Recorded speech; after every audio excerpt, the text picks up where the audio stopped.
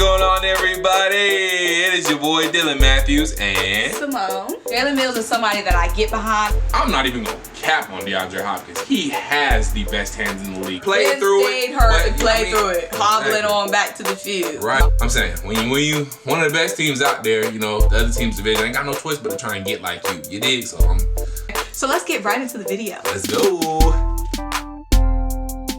Our very first Power Rankings, Tough Calls edition with your girl Symone. And your boy Dylan. Yes, sir. So these are our first Power Rankings starting week 5. We are going to update the Power Rankings weekly, but you guys know how Power Rankings are. Now that we have a couple of games under these teams' belt, we can kind of see what really is and what really ain't with some of these squads. Right.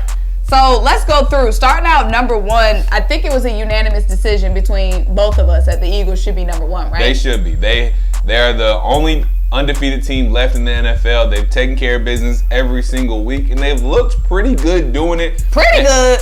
They look pretty good doing it. Pretty good. Pretty good. Pretty darn dominant. Pretty darn good. I'll give you that. I don't know. We shut down Justin Jefferson. Y'all did, and that was a dominant victory for y'all. And then 2 with the Jags. Going into the Jags games, the Jags were only giving up 55 rushing yards per game. Okay, they come with Miles Sanders had 150 alone. Okay, they come with this stat system. And then y'all dealt with some injuries, I know, and then so y'all still pretty good. I would say y'all look pretty good. The Falcons team looks pretty good. Yeah. We look pretty dominant. Okay, pretty dominant. If that's the D word you want to use, go ahead. Continue. So yeah, Eagles was an easy choice for the both of us.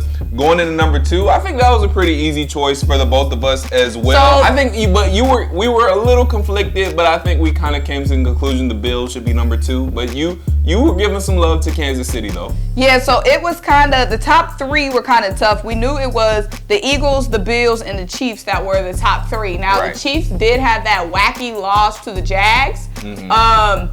No, the Colts. The Colts. They had that wacky loss to the Colts. And the Bills had a loss as well. And it's not necessarily they had a loss. The Bills were injured in their game. Yeah. So that's huge to take into consideration. And they had a loss to a really good team, a team that we have. The Dolphins. Yeah, a team that we have in our top 5. So even if they lost to the Dolphins injured, healthy. That's still a good loss. That's still a good loss. The Chiefs, the reason why the Chiefs are below the Bills is because the Chiefs did have that. Come on now. The Colts ain't looking so hot. Yeah, the Colts are looking so hot. But these are the top 3 teams, and these are the teams with the quarterbacks who are in the conversation for the MVP race. So for sure. And then 2, I think, the Chiefs aren't a great defensive team, but they're still a pretty opportunistic defense. So I think these are the most balanced. I think these are the most deep teams as well when you talk about overall depth. So I just think these are the 3 teams that are the most balanced and the most deep as well. And so as we do observe this, even though we're just in the top 3 right now, what some people like Lamar Jackson for MVP, which, but look at the Josh Allens, the Jalen Hurts, and the Patrick Mahomes, their teams are in the top 3. And why that's not necessarily Lamar Jackson's fault, but the Ravens are going to have to look better as a unit if Lamar really, Lamar really wants to be in the final discussion for MVP, because your team overall can't be looking shaky if you want to be on the MVP conversation. Football is the ultimate team sport, and Lamar's defense right now is not getting the job done. I'm sorry. And Marquise Brown, not Marquise Brown, who's Bateman? Rashad Bateman. I don't know what's going on, but he was on my fantasy team, and he's pretty much been extremely useless. So maybe if they get Rashad Bateman. One good week. It's been 4 weeks of fantasy football. I need more. And I'm 1-4. I'm 1-3 in fantasy. So he's 1 good week. Like Rashad Bateman has been completely useless. I don't know, but step that up. Help out Lamar's case. But moving on to the next group, we have the Packers, we have the Dolphins, and the Rams, the LA Rams. Some teams that are definitely contenders, maybe, gotten off to a little shaky start or have, kind of tripped on maybe their own feet these last couple of games, but teams that are definitely still in it, and we expect them to be in it down the stretch. Yes, for sure. And we know the Rams had, they've been a little shaky. But this will be a huge week for the Rams. But their offensive line is very much injured. Yes. And that's the thing when we kind of get into these weeks with injuries, because Tua is injured, and then for the Bills, obviously their secondary has been injured, but they were able to overcome that injury and come back and beat the Ravens. I saw a picture of like the list of people that were either full participants based on the Bills injury report.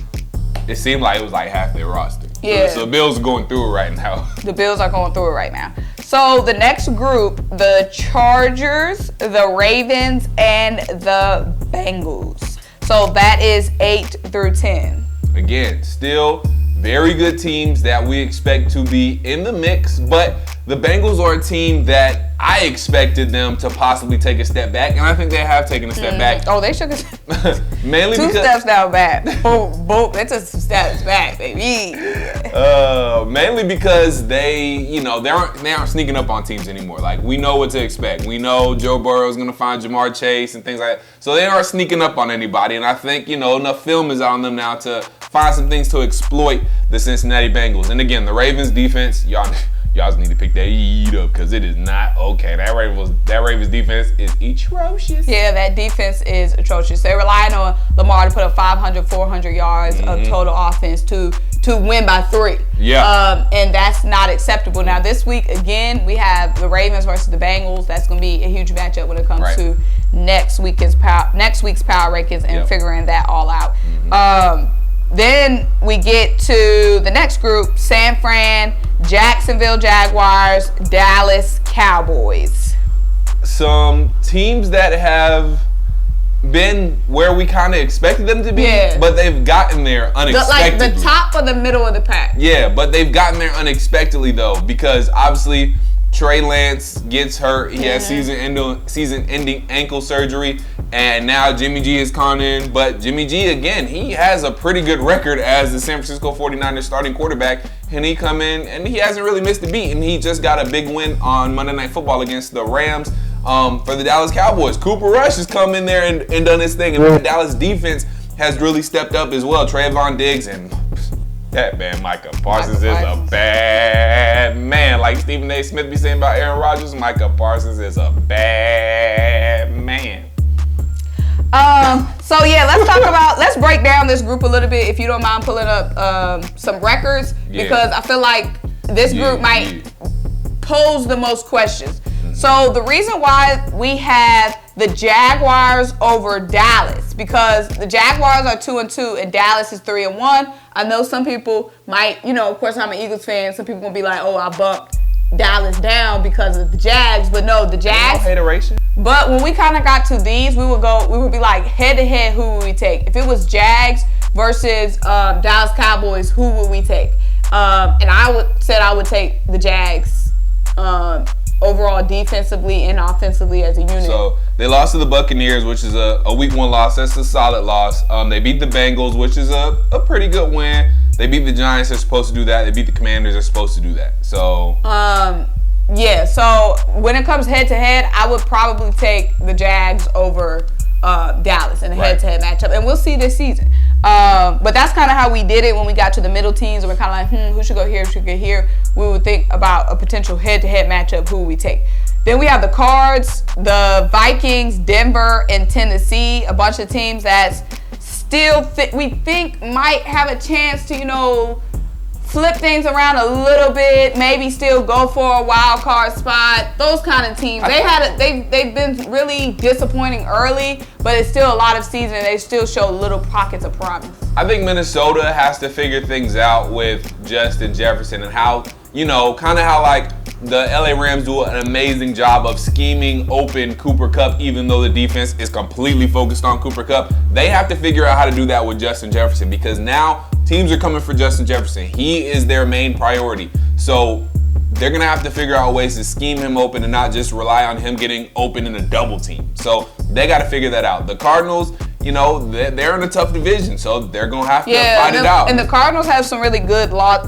The Cardinals don't have that many bad losses. They're still up there. And all their games have been close too. It's not like they've been blown out or anything like that. So the Cardinals, I think they'll be in the mix for sure. So, still some solid teams, and there'll be wild card teams, but They got tough divisions. They're going up against, tougher teams. So we'll see. And like I said, the Vikings they got to figure out a way to get their best guy involved.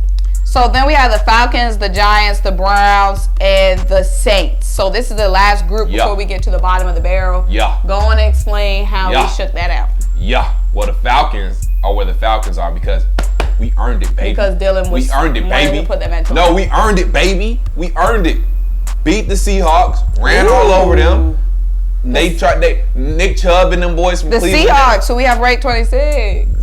The Seahawks tried to come in. I mean, not the Seahawks. The Cleveland Browns tried to come in and run all over us. The Browns, who we got ranked 21. They tried to come in and run all over us, but Nick Chubb said, nah, we going to run, but we going to run it better.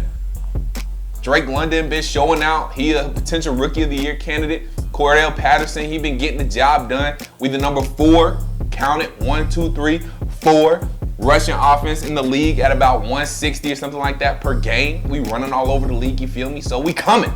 Let's believe that. So this week y'all have a big matchup against the Bucks. I think this will kind of tell a lot. Battle for first place in the NFC South. You dig? Yeah, that way. So y'all are definitely one of the biggest surprises of the year.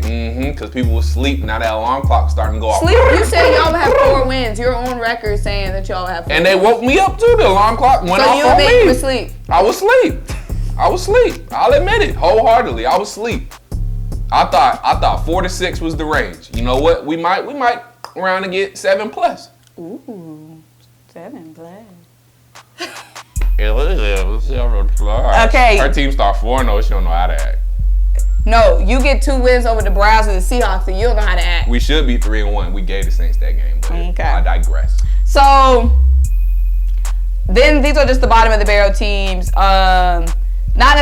bottom of the barrel teams pretty much Colts, Jets, Bears, Seahawks, Lions, Washington, Steelers, Patriots, Cards, Houston, where we're just at this point not expecting anything from these teams. Yeah, I hate it for the Colts because I thought they were going to be really good. Now a lot of people did. Now Jonathan Taylor is going to be out this week against the Broncos. So the Colts, you got to get that together so you can get to the top. Because right now So will the Colts be in a situation where are they going to be traded or fired? Well, you can't fire.